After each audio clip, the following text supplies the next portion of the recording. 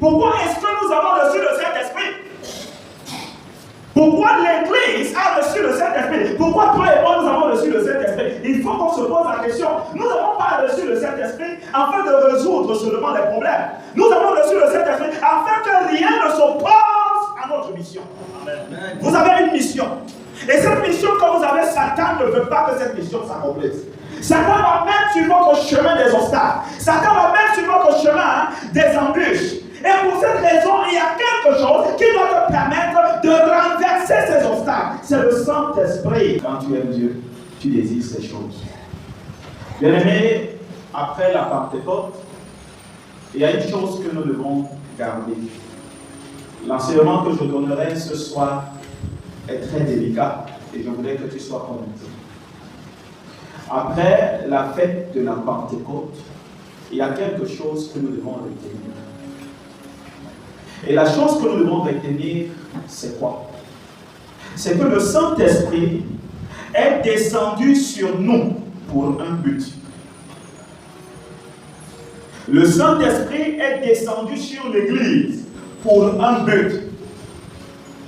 Et le but, c'est quoi? C'est de faire de nous les vrais adorateurs, qui l'adoreront en esprit et en vérité.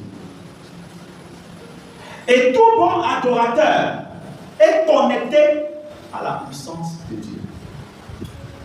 Tout bon adorateur est connecté à la puissance de Dieu. Et une fois connecté à la puissance de Dieu, il n'y a aucune puissance qui peut vous résister. Je dis une fois connecté à la puissance de Dieu, aucune puissance ne peut vous résister. D'où mon thème ce soir: rien ne résiste à la puissance de Dieu. Bien-aimés dans le Seigneur, ce soir, nous devons retenir une chose, c'est que Dieu nous a donné le Saint-Esprit dans le but de faire de nous les vrais adorateurs. Et tout bon adorateur est connecté à l'Esprit de Dieu.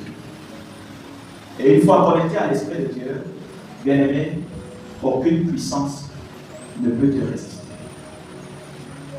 Dans mon thème, rien ne résiste à la puissance de Dieu. Nous allons tirer ce thème dans le livre de Luc, chapitre 10, versets 17 à 19. Luc 10, versets 17 à 19 nous dit: Les 70 revinrent avec joie, disant: Seigneur, les démons même nous sont soumis en ton nom.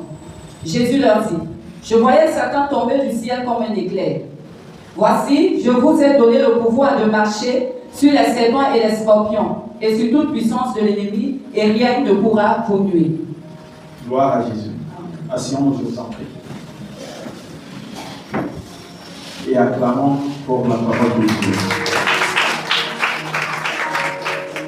Voici ce que la parole de Dieu nous dit. Les 70 revinrent avec joie, disant: Seigneur, les démons même nous sont soumis à ton nom.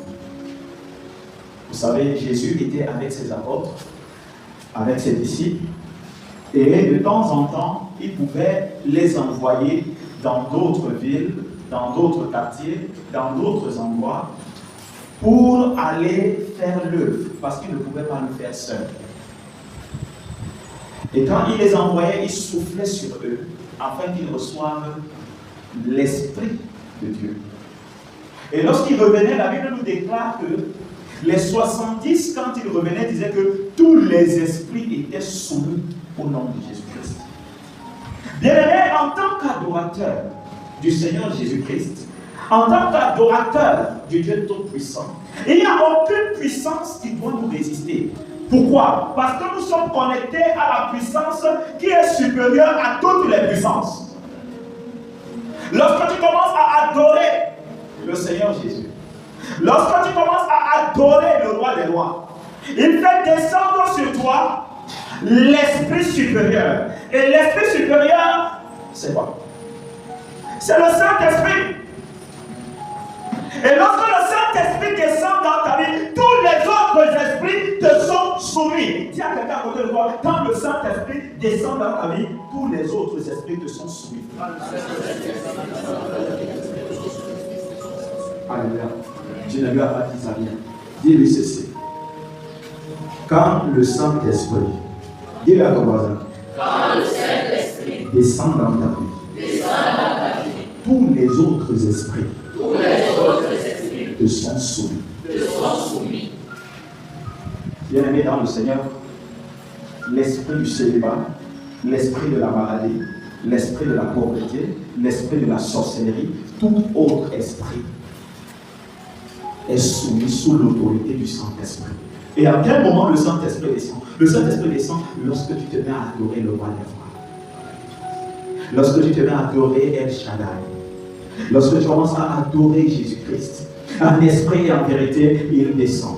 Et quand il descend avec l'Esprit Saint. Il descend avec l'Esprit Saint pour te donner la domination sur tous les autres esprits. Et ces disciples étaient là pour servir Jésus.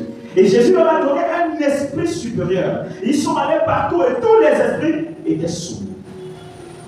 Et la parole de Dieu nous dit dans le verset 18, Jésus leur dit ceci. Je voyais Satan tomber du ciel comme un éclair. Voici, je vous ai donné le pouvoir de marcher sur les serpents et les scorpions et sur toute la puissance de l'ennemi. Je précise bien, la parole de Dieu nous dit sur toute la puissance de l'ennemi. Ça veut dire qu'il n'y a pas une puissance sur laquelle tu ne peux pas marcher quand tu as le Saint-Esprit. Il n'y a pas une puissance qui va te résister. Il n'y a pas une force qui va te résister. Il n'y a pas une malédiction qui va te résister. Alors si tu as le Saint-Esprit, toutes les puissances te sont soumises. La Bible déclare que je vous ai donné le pouvoir de marcher sur les serpents et les scorpions, sur toute la puissance de l'ennemi. Et rien ne pourra vous nuire. Alors bien aimé, s'il y a des choses qui nous nuisent, cela signifie que ces choses ne sont pas encore domptées. S'il y a des choses qui nous dérangent, ça veut dire que ces choses ne sont pas encore sauvées. Pourquoi ces choses ne sont pas encore sauvées? Pourquoi ces choses ne sont pas encore domptées? C'est tout simplement parce que nous n'avons pas encore utilisé la puissance de Dieu qui est à notre disposition. Parce que la parole de Dieu nous dit qu'il nous a donné le pouvoir de dominer sur les puissances du mal. Afin que rien ne puisse nous nuire. Parce que ce qui nous dérange, ce sont les puissances du mal. Quand tu es sur cette terre, la seule chose qui peut te déranger en tant qu'enfant de Dieu, ce sont les puissances du mal. Il dit, je vous ai donné le pouvoir afin de marcher sur les scorpions, les démons, et sur toute la puissance de l'ennemi. Toute la puissance de l'ennemi. Donc il n'y a pas une puissance de l'ennemi sur laquelle tu ne vas pas marcher quand tu as le Saint-Esprit. Je veux que tu le mettes dans ton esprit ce soir. Je veux que tu intègres ça dans ton âme, dans ton esprit. Que tu intègres ça dans ta foi. Que ayant le Saint-Esprit, il n'y a pas une puissance qui doit te résister. Il n'y a pas une puissance qui puisse challenger avec moi. Il n'y a pas une puissance qui puisse s'égaler à moi. La Bible nous fait comprendre que Jésus leur informait que vous avez reçu une puissance. Et cette puissance vous fait marcher sur toutes les puissances. Et particulièrement sur la puissance de l'ennemi. Afin que rien ne puisse nous nuire. Le Saint-Esprit vous a été donné pour un seul objectif. Renverser les obstacles. Pour accomplir une destinée, cela n'est pas facile. Pour accomplir une destinée, cela n'est pas chose donnée. Il y a des obstacles, il y a des combats, il y a des ennemis. Et des fois dans sa propre maison. Je dis même de fois, ça commence d'abord par sa propre maison, avant que ça ne soit ceux du dehors. Et la parole de Dieu nous dit, chacun aura pour l'ennemi. Donc, il faut qu'on le sache. Et pour renverser tous ces obstacles, il faut avoir le Saint-Esprit. Dès lors où nous avons dit, oui Seigneur, nous allons accomplir la mission que tu nous as donnée, les obstacles vont se lever.